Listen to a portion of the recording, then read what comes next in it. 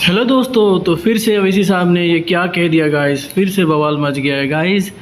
तो पूरा वीडियो देखिए, लाइक करिए, सही बात है तो कमेंट करके बताइए।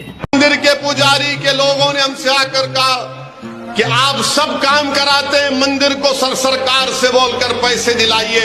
तो मैंने अकबरुद्दीन अवैसी से कहा कि अकबर जाओ असेंबली में इस मसले को उठाओ। और अकबरुद्दीन अवैसी ने तेलंगाना की असेंबली में चीफ मिनिस्टर तेलंगाना से इस बात का मुतालबा किया कि लाल दरवाजे की मंदिर के लिए 3 करोड़ रुपये चीफ मिनिस्टर मंजूर करो।